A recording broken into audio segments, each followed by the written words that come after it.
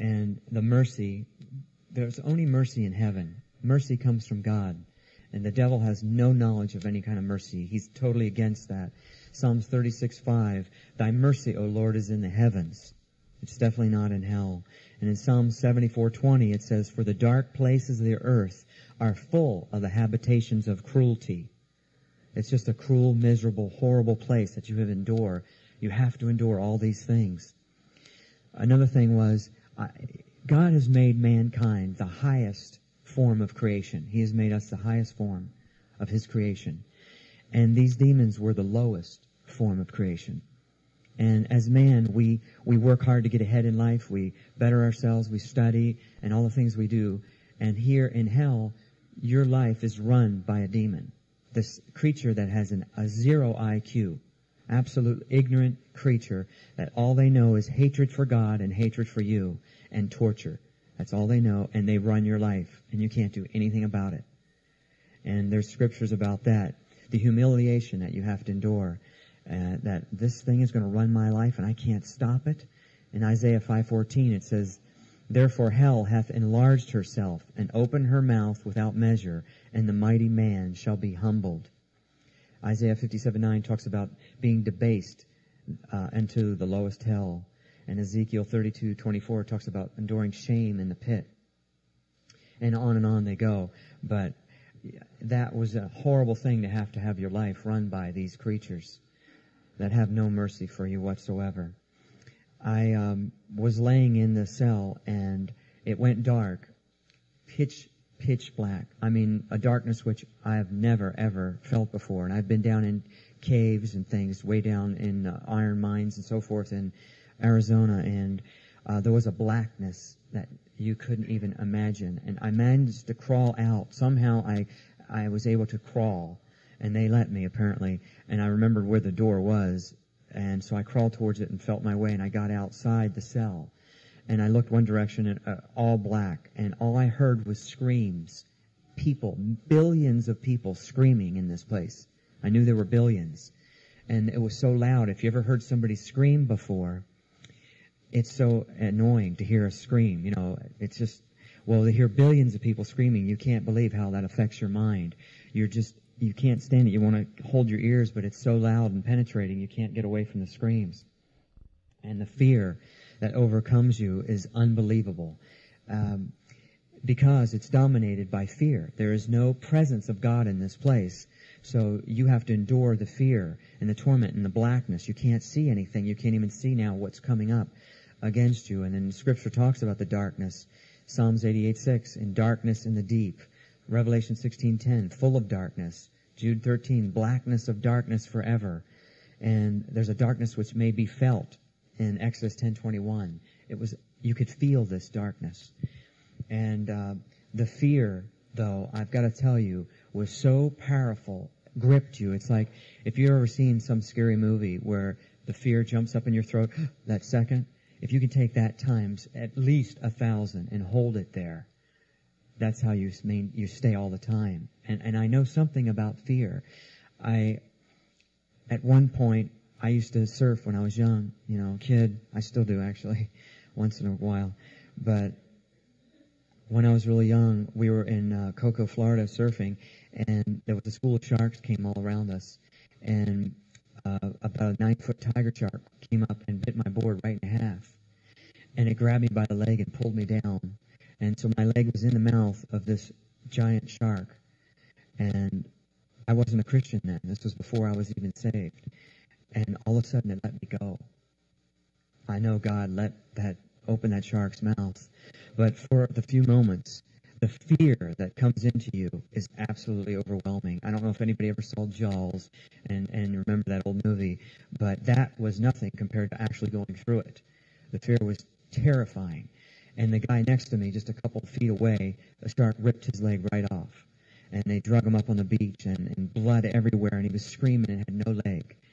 And so I understand fear, but that fear was nothing, absolutely nothing compared to the fear I felt in hell.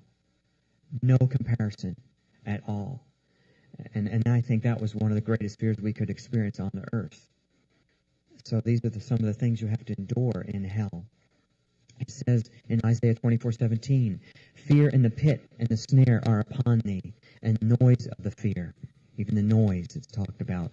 And Ted Koppel, in a presentation he did on the Nightline about a year and a half ago, he visited some prison in our country, and he spent the night there. And he couldn't believe how loud it was that you couldn't sleep. Everybody's screaming at the top of their lungs, he said. That's what he said on the TV. He was shocked at how people just scream and whine and all night long. So even in our earthly prisons, people are screaming. Or how much more in hell? And in Job 18:14, it says, the wicked ways of man, person that rejects the Lord, it shall bring him to the king of terrors. The devil is definitely the king of terrors. And I was outside now, the cell, and I looked this direction, and as I looked this way, I could see there was flames of fire. It was about 10 miles away from me. I knew it was 10 miles, and it was about 3 miles across, this pit of fire. So the flames lit up the skyline enough to see the landscape of hell just a little bit that way. The darkness is so heavy, it just eats up any light. But there was enough to just see a little bit of the skyline. And it was all brown, desolate. I mean, absolutely not one green leaf, not anything of life of any kind. Just stone and dirt and black sky, the smog in the sky like. And the flames were leaping up real high so you could see it enough. And there's a scripture on where in Deuteronomy 29:23 it says, the whole land is brimstone and salt and burning. That is, it is not sown, nor beareth any, nor any grass groweth therein. There's no life whatsoever in hell. It's so strange to be in a world where there's no life, like we enjoy here, the trees and the fresh air and everything. None of that. It's absolutely all death and dead there. And I talked about the heat. The heat was so intense, you can't even describe it. And it says in Deuteronomy 32:22, you shall be devoured with a burning heat, suffering eternal fire in Jude 7. In Psalms 11:6, it shall rain fire and brimstone and horrible tempest. That's what's going on down in hell. It's so hot. All these things should kill you, but you don't die from that. You have to keep enduring all these things. I wanted peace of mind to get away from the screams and just get out of there. Like if you want to go home at night, when you had today, when it's been a noisy or rough day, you just want peace of mind. Well, there you're enduring all the screaming and torment, and you never ever get away with it. Get away from it, ever. And in Isaiah 57:21, it says, "There is no peace, saith my God, to the wicked." You're also naked in hell. It's just another thing to have to endure, a shame thing. And the scripture's all about the shame and so forth. Shame in the pit, Ezekiel 32:24. And Job 26:6 says, hell is naked before him and destruction has no covering. Now that means God can see into hell. So it's observable to him. But also, you are naked in hell. Just another thing to have to go through. And there is no water in hell at all. No water. There's no humidity in the air. And no water of any kind. It is so dry. You are desperate for a drop of water. Just one.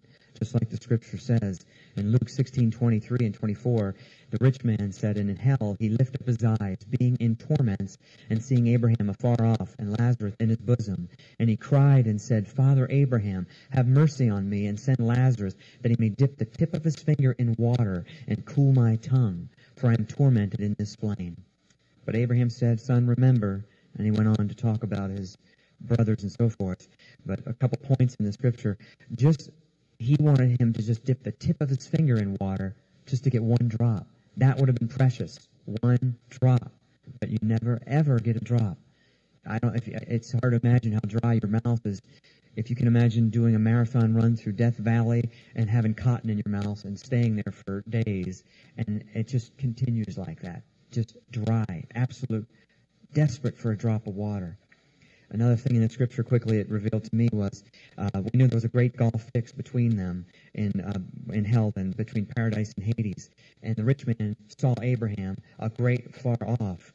In the natural, how could he recognize Lazarus and Abraham? First, we never met Abraham, and then to see someone that far away, you wouldn't really know who they were. But it's just certain things you know in hell, you understand. Like I was saying, the depths, the how far away and so forth. And one of the demons grabbed me and drug me back into the cell, and began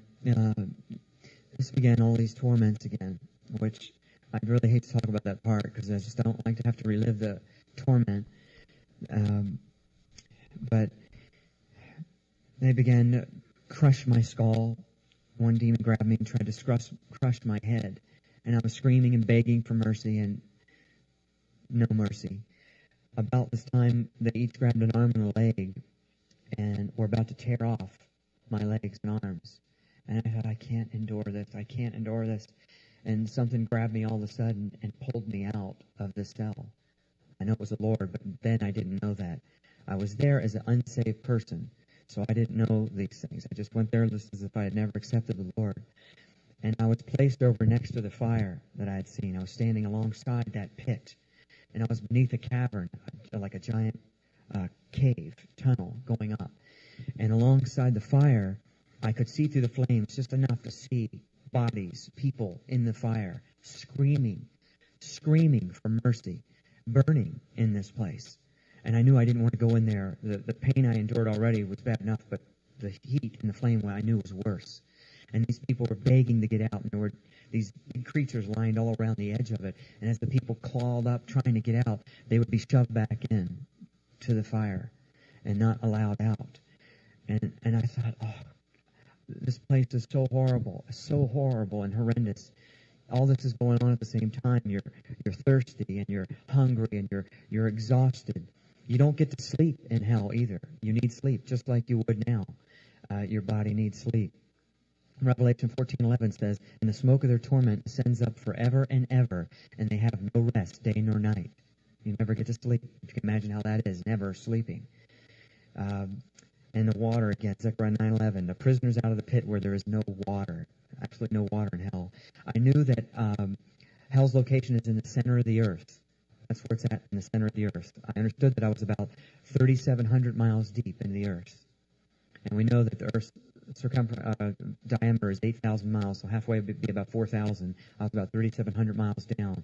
And in Ephesians 4:9, it says, Jesus descended into the lower parts of the earth. Numbers 16:32 says, the earth opened her mouth and swallowed them up, and they went down alive into the pit, and the earth closed upon him. That's where hell is right now.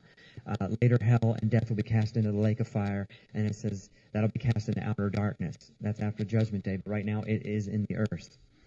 And I was alongside this pit of fire, and I saw all these demons all lined up along the walls, all sizes and shapes of every kind of deformed, ugly creature you can imagine.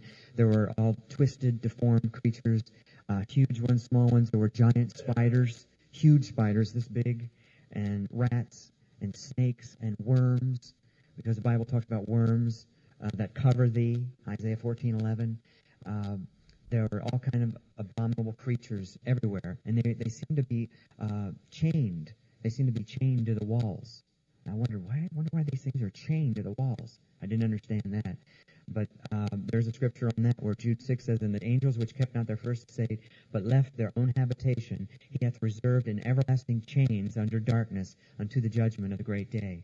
And so maybe that's what I saw. I don't know, but that's what it appeared to be.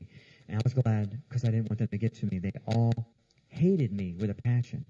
That was another thing I didn't understand, was they weren't just creatures. They had a hatred towards mankind. So I was glad they were chained to the walls.